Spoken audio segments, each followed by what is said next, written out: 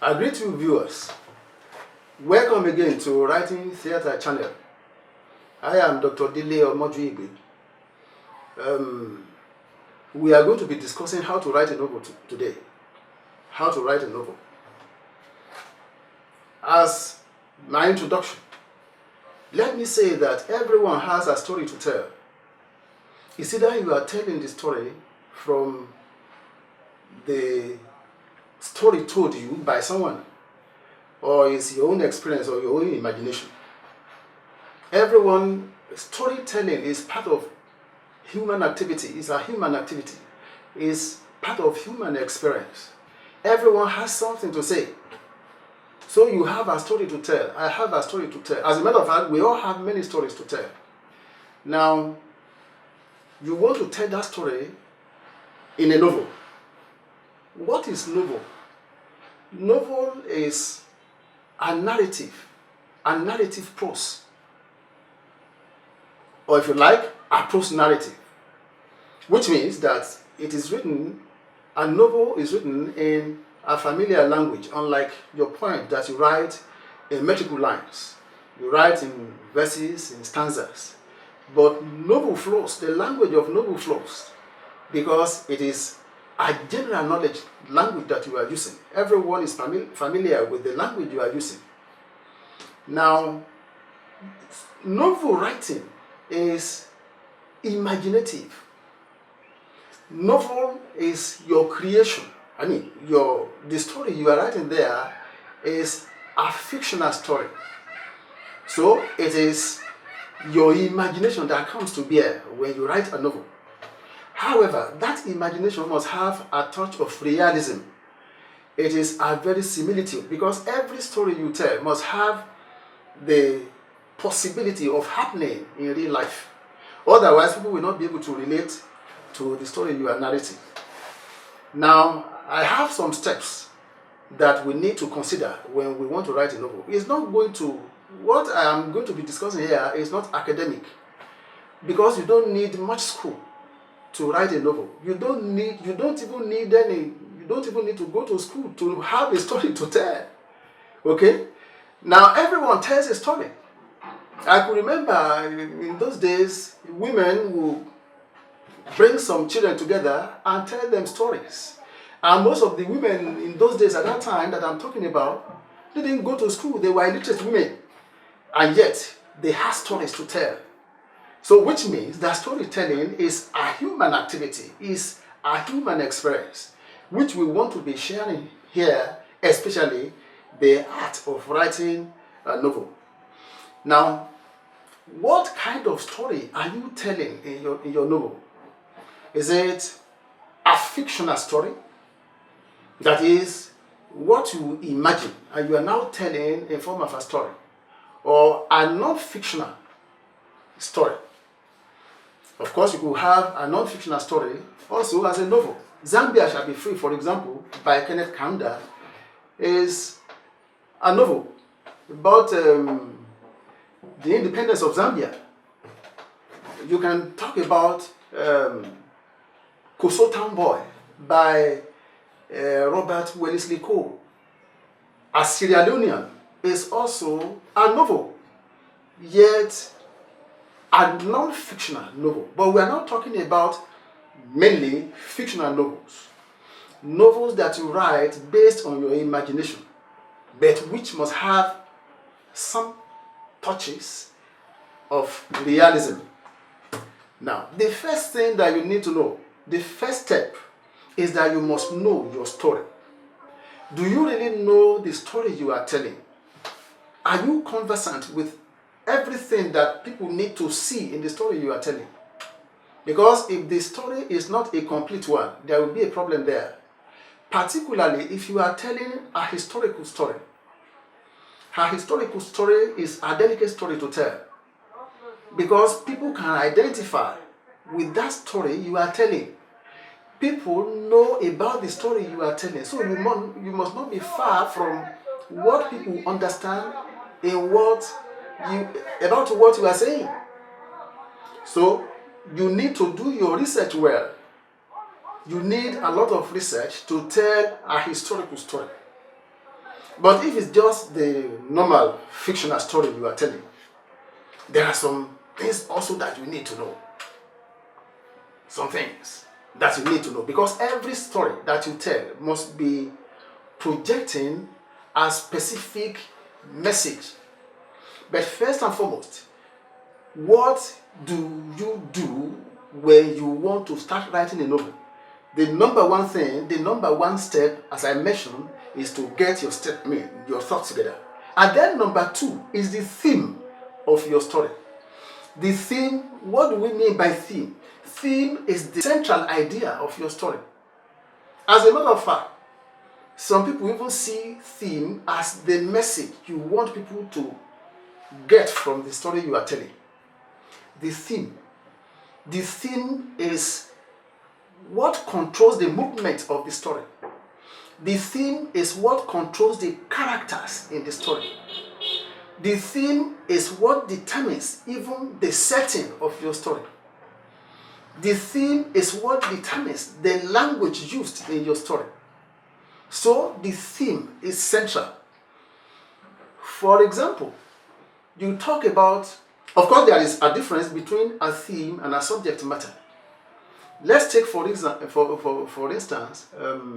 A Walk in the Night by Alex Laguma.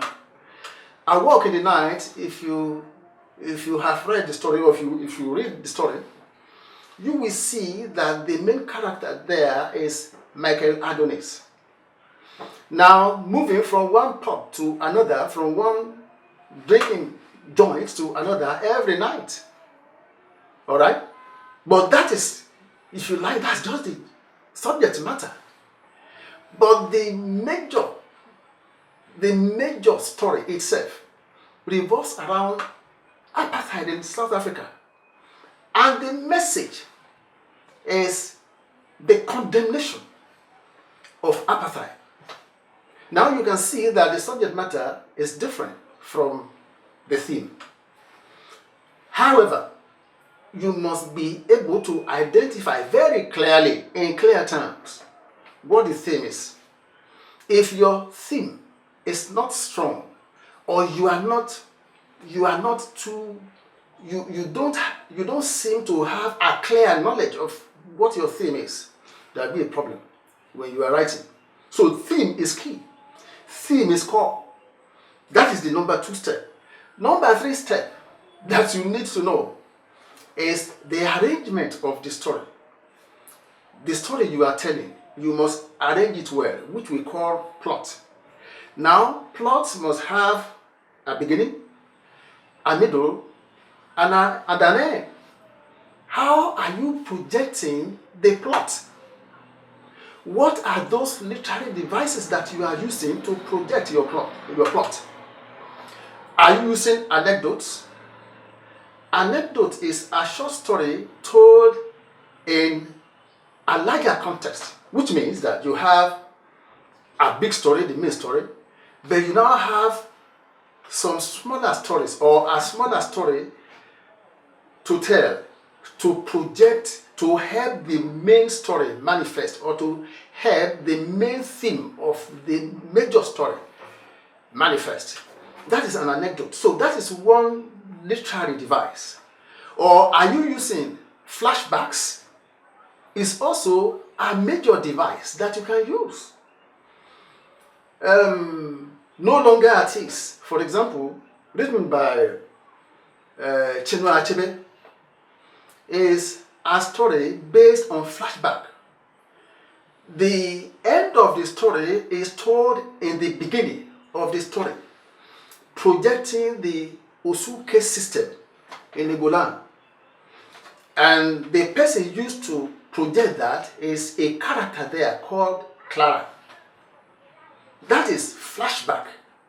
Now, you can use flashback, but you must not dwell too much on flashback. It depends on what you want to achieve with your flashback. Because if you dwell too much on flashback, there is the possibility that your reader might lose focus on the main story, on the main thing, and then now concentrate on the flashback. Whereas flashback is just to assist in projecting the message of the main story. Or are you using suspense? Suspense is another very beautiful literary device. When you use suspense, you are creating beauty in your story. Suspense. Okay? Suspense is delaying an action to sustain the interest of your reader. Okay? And then defer that interest to a later part. That is suspense. So you can use suspense. You can use flashbacks. You can use anecdotes. So these are some of the literary devices that you can use anytime you are writing your novel. But the most important thing is that when you are writing, let me say this, when you are writing, you don't consider all these ones because the story is just flowing. You are writing first. You are not considering all these devices. It is when you have finished writing the story that you now start to try to put the story into shape, proper shape. Okay, this is flashback here. That is the arrangement. You now begin to arrange, but know the story well first, and then other things will follow when you now start editing. Now, number 4 step is the setting. Setting is the environment where the events in the story took place. The environment. So, setting is critical because it is setting that helps your characters manifest. Characters change per location. Of course, we say we have flat characters, we have round characters. That flat characters are just there; they don't change, whatever the situation, whatever the location. Whereas round characters change per time, and that it is more plausible to have round characters than flat characters because human beings generally change per location, according to location, according to whatever. However, when you have your setting, it is the setting that the people reading you can relate with. What environment are you creating? For example, if you have a village girl, when you move a village girl from the village to the city, there is every possibility that attitude will change. Okay? But where she's coming from, there will be a reflection, of that background in her new environment. That's just an example that I can think of very quickly here now. So, which means that your setting assists character development. Okay? And it is your characters that show the level of your own understanding of the story you are telling. Because every story you tell will have to be projected by the characters that you created. It is like that.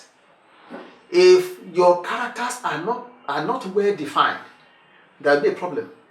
And don't forget that it is the setting that will determine how your readers relate with the characters, because they must see that your characters and the setting flow, which means that the setting will have an influence on your characters. Every setting usually has an influence on the character in every story, in every novel. That is the reason you have to pay attention to the setting you create. Number 5 is characterization. That is your characters themselves. Now, your characters. What are we to know about your characters? How do they evolve? You can have major characters. You can have minor characters. But every character that you create must advance the course of the theme of your story. Whether minor or major, every character that you create must be saying something about what you are trying to project. Thomas Hardy wrote Far from the Madding Crowd. Now, Far from the Madding Crowd is a special novel dedicated to the inconsistencies that you find among rural dwellers now trying to play their romance or love between and among themselves. All right? And now Hardy has to use Bathsheba, okay, Everdeen, to project that message. That is characterization. That is characterization. But let me say that, and I have noticed that, it is that when you create a character, the character must not be far from the language you create. I have observed that you see some stories, and then you begin to wonder how some characters that you say are illiterate are speaking like professors, which means that such characters have not been properly projected. Because if you say somebody is an illiterate, where did that person get the language that he's speaking that is that you can equate with Queen's English? So your character must manifest the position that you have created for that character in your novel. And it is when that is done that the people reading you, your readers, will be able to identify with the story you are telling. Let me say again that every story must have a semblance of reality, a semblance of realism. That thing that people can relate with. People must be able to relate with your story. Your story must not be far from the people. Because every story itself is about people. It now depends on what the story is saying about people. But every story revolves around a person or the experience of a people or of a group of persons, whatever. But there is the key thing that we need to observe, which is that when you tell a story, people must be able to relate with that story. It is very important. Okay, the next step now is the language.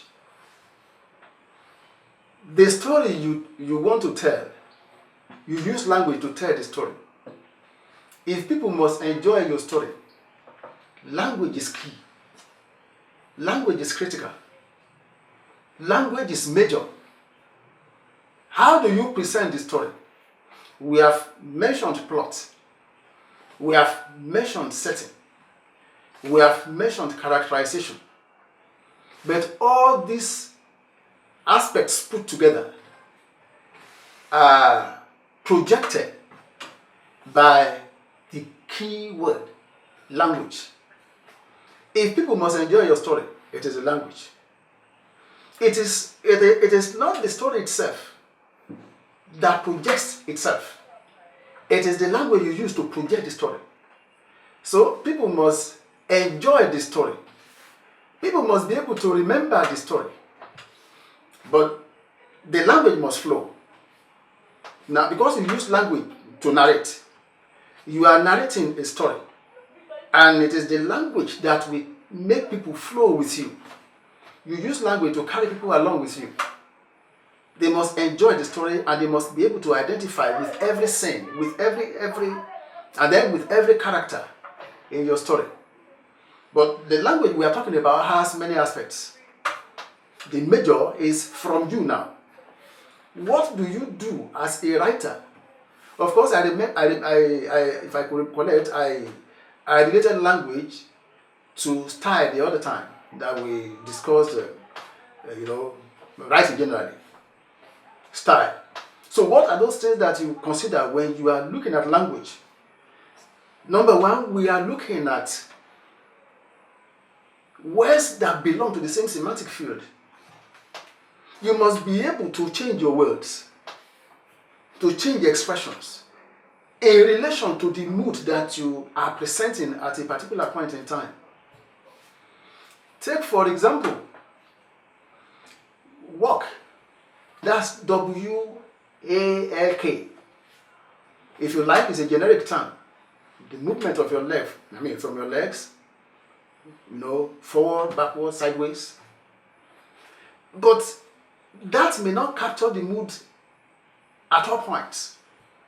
For example, when a man is drunk, and you say the man is walking home drunk, of course you are right.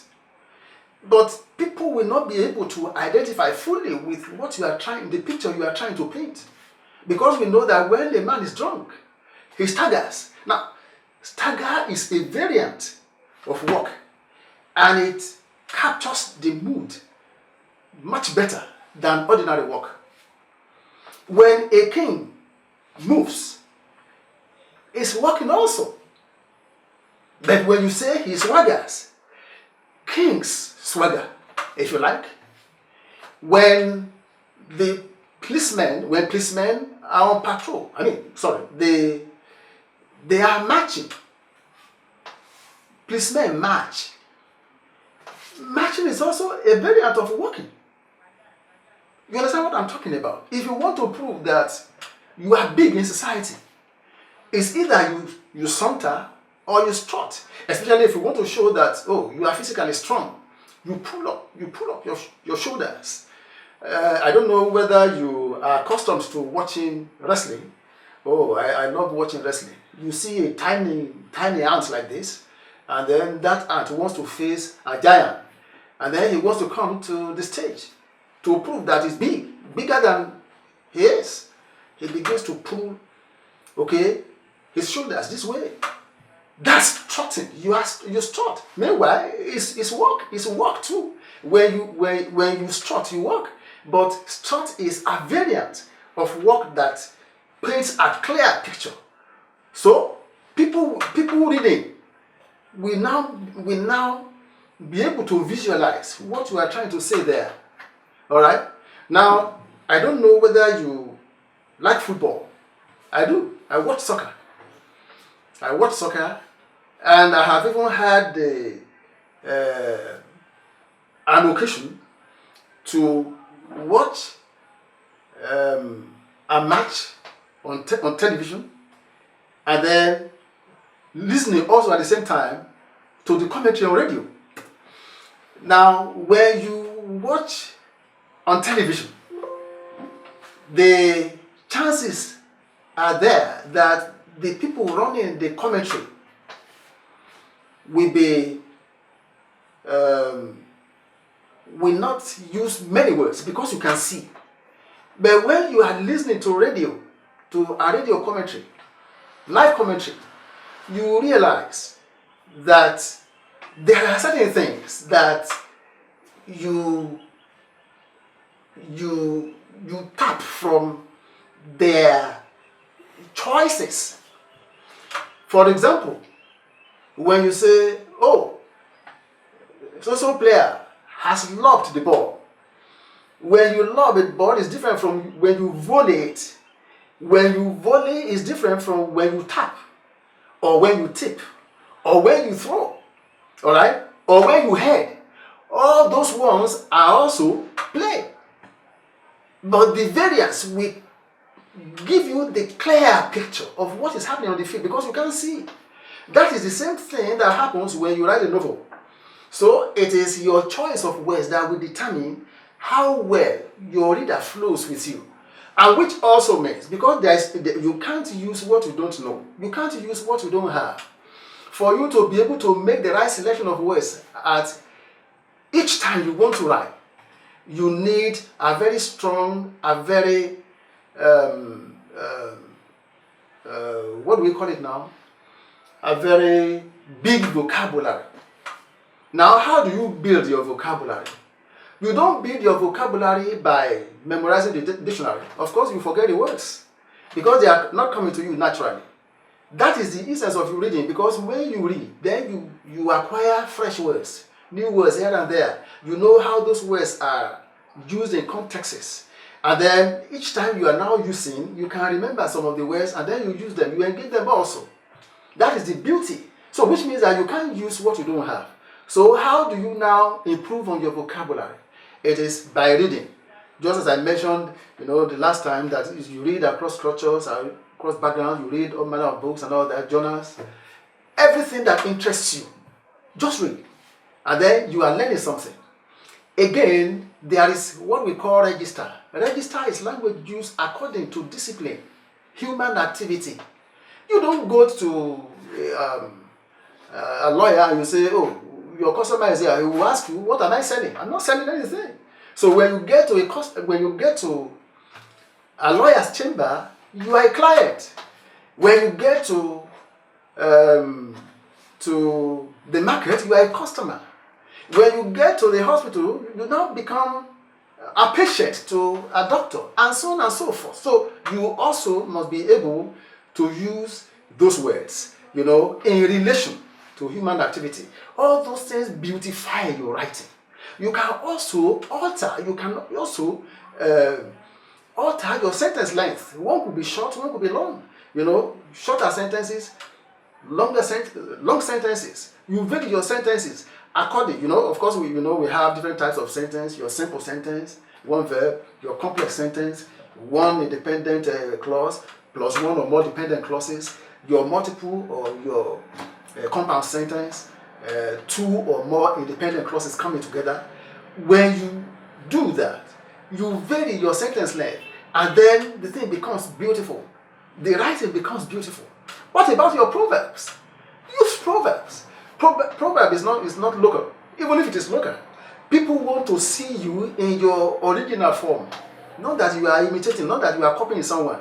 You are just being yourself. You are writing, and until you are yourself, until people can relate with what you are doing, they won't enjoy what you are writing. So use proverbs. Of course, you remember our own Achebe, the master of proverbs, the master of idioms. Idioms and proverbs beautify your write-up. They beautify your novel. People can relate. People will enjoy it, what they are reading, better than when you are just dry. You are just dry. Okay? So novel is for enjoyment. It is for pleasure. If you don't enjoy it, you won't even remember the message. Alright? So if you are writing a novel and people can't enjoy the novel, they won't know what you are talking about. So for me, for example, to remember anything that a novel says, I must be able to identify with the language used in that novel. And of course, you can even use parallel structures. At times, you can even burst into songs. You can sing. If that is what people relate with in your environment. When you sing, people can identify with, this is peculiar, this is special. Let me tell you this one, on a final note. When you sing, for example, and you are using your dialect to sing, I don't need to understand the dialect. I don't need to. But I will know that, okay, this is a clear introspection. This is projecting the message from the angle of my culture. You can't separate a writer's culture from the background. That is why some people, when they hold a novel, for example, if I hold a novel, the first thing that I read outside that I see outside the title of that novel is the story about the writer. Because there is no way you can remove the background, the experience of a writer, the background of a writer from what he's writing. So you need to do that. I need to do that. The analysis, or if you like, the psychoanalysis of a writer, for me to understand clearly where the writer is coming from. Writing can be beautiful. Novel writing can be beautiful. You can make it even more beautiful when you create a special effect coming from your own experience of your own word. It is your experience that people want to see, that people want to read. Not the experience of others, not the experience about others, not what other people are saying or what other people want to say. No, it is what you want to say that people want to see. Alright? So, once again, I welcome you to the world of novel writing. I see you next time. You're welcome again. My great viewers, I enjoin you to subscribe to this channel. You can press the notification bell. You can also share this video. And also you can make your comments known, and then we address those comments as they come. Until we meet next time, bye for now.